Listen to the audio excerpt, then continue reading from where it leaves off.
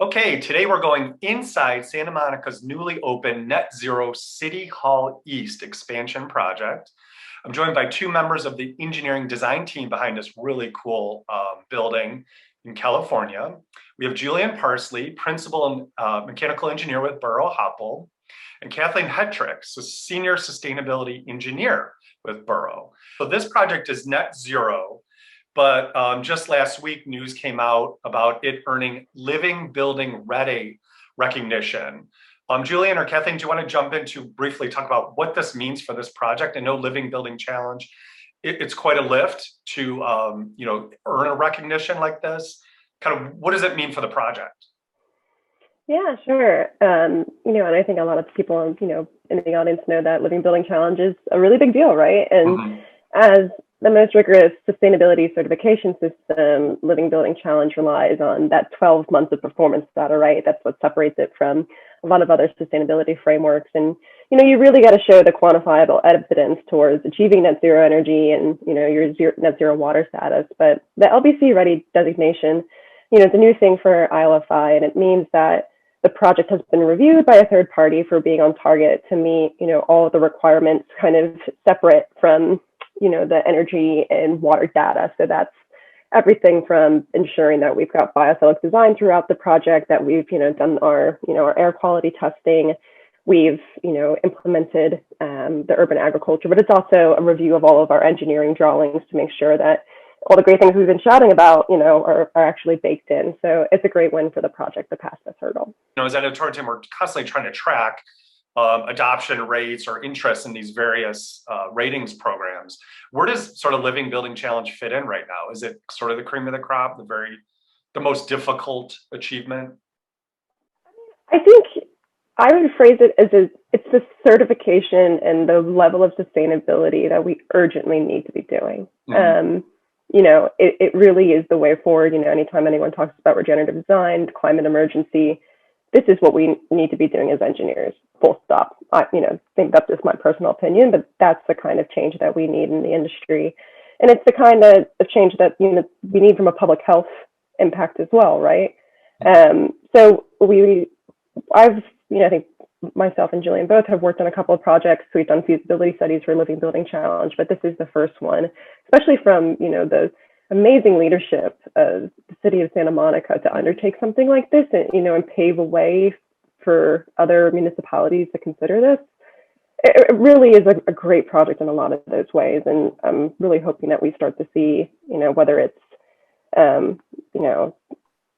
tech companies, schools, other municipalities, whatever building typology, warehouses, like we need more Living Building Challenge projects, and we need to take that on as an industry. I'd love to have you to go into some of the big hurdles as an engineering team, and obviously working with the design and construction and even the ownership side, the municipality. But what are the most difficult sort of obstacles that you face when you go towards net zero, but especially Living Building Challenge design and construction? So, one of the things up front was really defining an EUI goal for the project. This building is to house, or was to house, 240 people, and that's a lot of people. It's not an easy target, and balancing how large to make your PV array to make sure you hit that goal versus making sure you don't overproduce too much either. That took a lot of work. Took a lot of in-depth analysis of the systems. Took some really deep dives into plug loads. What laptops they were using, how many printers. So we really did a lot of work to refine the goals and right size that PV array, because it's all based on performance. Are they still planning the 240 in there? I mean, I know with post-COVID things might have changed. I mean, as far as is it still that full occupancy that you designed for? I think right now they think it's going to be more of a hybrid working, at least over the next year. So it's not going to hit the 240 anytime soon in the next 12 months. And I'm not sure they really know what it means beyond that. But they're just about, LA County's just relaxed the tier we're in, so they're about to start bringing more people into the building. Because for the last year it's been 12 people, so this is an exciting time when we're really going to start to see how the building performs.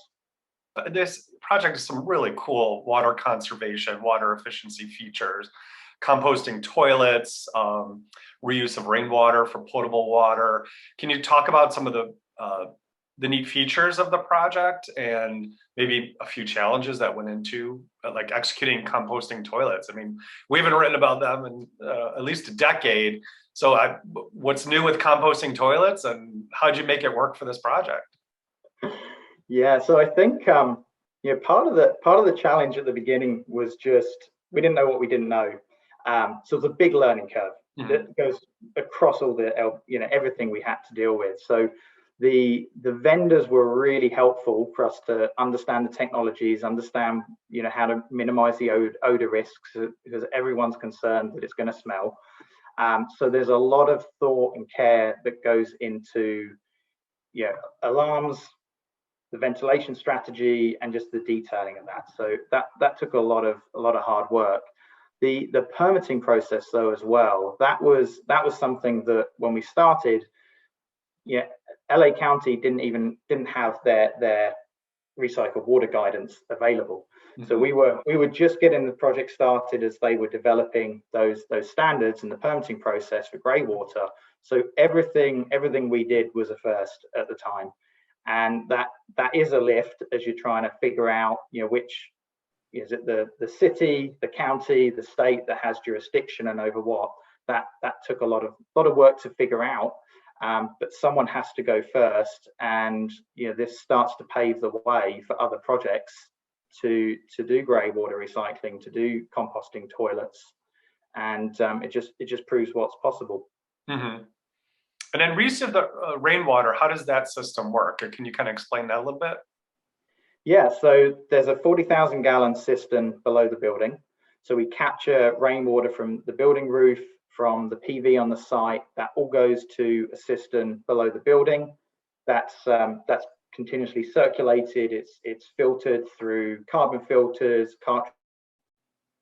and that's the final step we're going through right now, is the approval of that system with the state. So the composting toilets are operating, the grey water's operating, and the recycled water system, we're just in that final permitting process at the state level. And then the grey water recycling, that's for irrigation and any other applications, or just irrigation on the site? It's primarily for irrigation, and it's for the urban agriculture. So what's great about doing a Living Beyond Challenge project is how integrated everything has to be.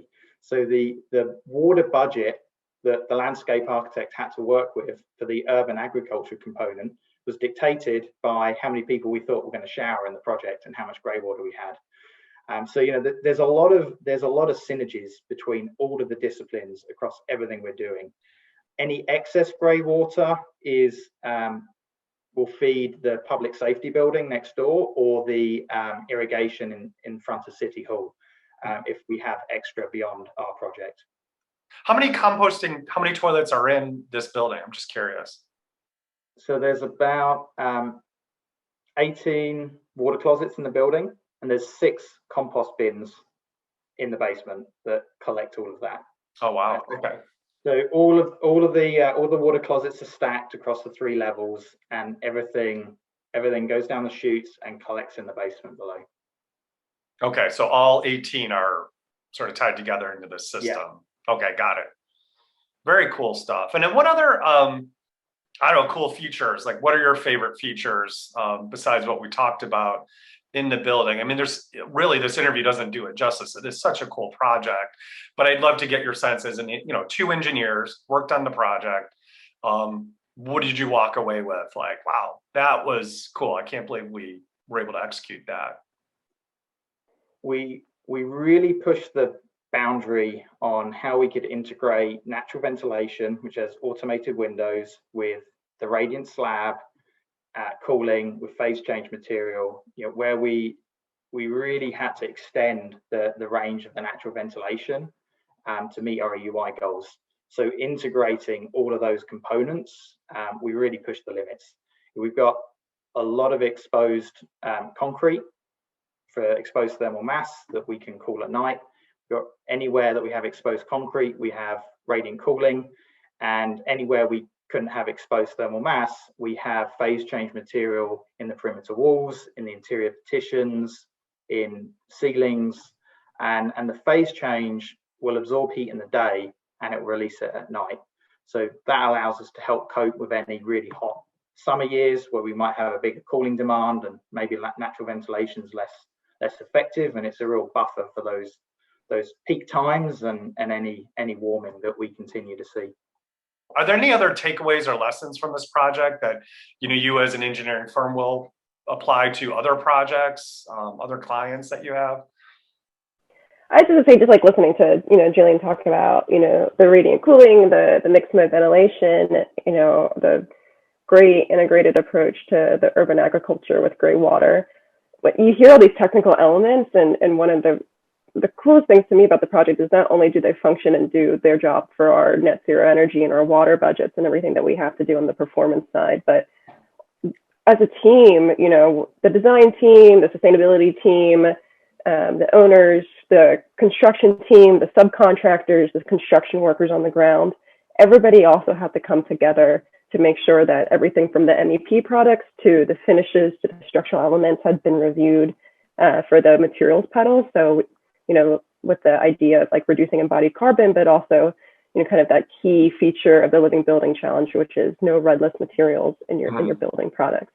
And that's kind of like the materials pedal is always the notorious aspect about Living Building Challenge. I think to some people it's the hardest hurdle, but for us as a team, we wanted to tackle materials in the same holistic process that, Julian is describing for energy and water, right?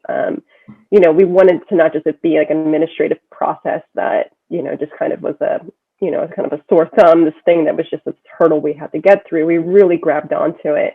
And, I think that everybody on the team, I think it really changed their mindset about the impact that we have on these projects, not only the environmental impact, but the public health impact. So much of the construction industry's emissions in terms of carbon or hazardous waste pollution, it really derives from our materials choices. So that is really where you start to see a lot of these compound effects. It's not just super efficient materials, it's the fact that you don't have PVC wiring or you don't have halogenated flame retardants in your building either. It's great for the building occupants, but also for the frontline communities where a lot of these hazardous materials are made. So that to me it's not something that you can see obviously in the project, but every when you walk into that building and you see the exposed concrete surfaces, you see the glazing, the carpets, all the things you can't see, even like the phase change materials that Julian's talking about, those were all carefully reviewed to make sure they didn't have redless materials and lowered embodied carbon. And it's just such a cool thing to see come together and for us to achieve that. Julian and Kathleen, I want to thank you for your time. And I'm sure we'll hear more about this project in the coming months, but thank you for giving us a brief overview of Santa Monica's newly opened City Hall East project. You're welcome. Thank you very much. Yeah, thank you.